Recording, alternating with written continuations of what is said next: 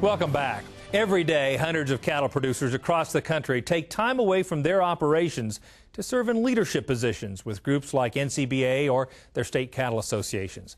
Cattleman to Cattleman reporter Brad Bulla takes a closer look at how one Washington rancher is balancing his duties with a little help from his family.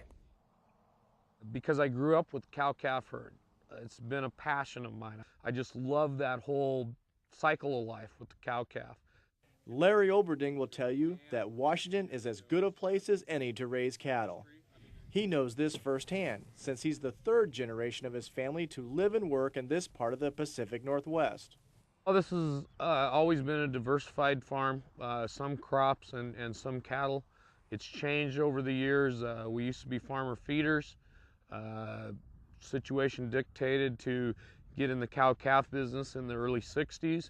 Spring is a busy time for any cow-calf operator, but Larry's plate is fuller than most. In addition to leading the family operation, Larry serves as the president of the Washington Cattlemen's Association. This dual role means he spends a lot of time working the phone while he's working around his operation. If you would have told me when I was 25 years old that I would ever own a briefcase, I would have laughed so hard. I would have never thought. I enjoy it, but the time away is difficult. But I think it's very important to continuance of this industry for people to participate and engage. Lucky for Larry, he has a good support system in place to take care of the day-to-day chores when his duties as president take him away from the operation. My wife and daughters, all of them, not only was it something that they knew I wanted to do when the chance came, they've been fully supportive and worked their tails off. I've had a tremendous support from my family to back me up, neighbors and friends that just everybody has really stepped up to allow me to help serve industry through this time. Sometimes if like a cow gets out or if we need to feed babies, we're always here because it's really important to keep it going, and it's hard when Dad's away, but we do what we can to get it done. Although ranching has always played a huge role in Larry's life, it was the sudden death of his father a couple of years ago that brought Larry back into the business full-time. To keep the ranch going, it meant a change for me and my family, and it was the opportunity that I always wanted. Certainly not the way I wanted the opportunity, but my mom has been an absolute rock in all this. She just pretty well gave me free rein, take care of it. And I think because she knew, I mean, I grew up on this place and she knew it was something I wanted to do. As you can imagine, Larry has a strong opinion about the death tax, given how hard he has fought to keep his operation intact after his father's passing. He's grateful for an organization like NCBA, which fights every day for the best interests of cattlemen just like him. I see it as a moral issue.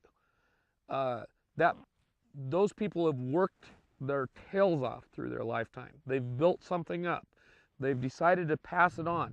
And to think that somehow we need to be penalized on all those things that have been taxed a million times because we want to transfer it to the next generation, it just seems like completely criminal fraud to me.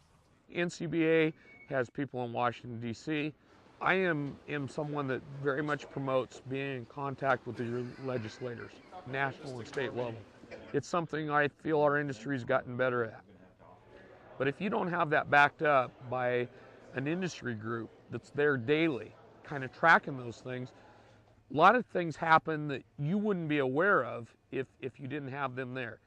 Larry has turned to social media to help spread the word about the positive aspects of the cattle industry. His blog, The Daily Cowman, offers an inside look at the life of a Washington cow-calf operator.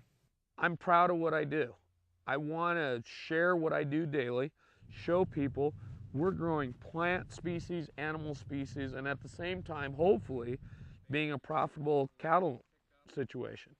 It's tough because the one thing that ranchers don't have enough of is time. I mean, your normal day takes a lot of time. But I think the biggest thing is people are fearful of that technological age. And I have said this to different groups in different speeches everywhere.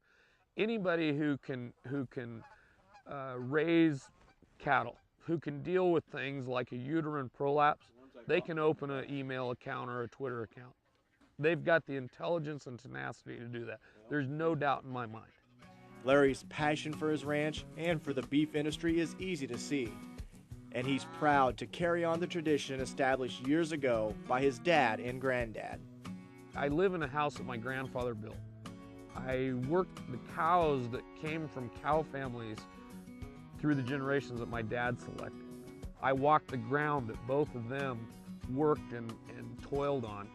You know, you can't really put that on a balance sheet, but you like put it here. I mean, I don't know how to explain it, but it's huge, and I miss them both every day, but I can feel them here all the time. Reporting from Washington, I'm Brad Bullough for NCBA's Cattlemen to Cattlemen.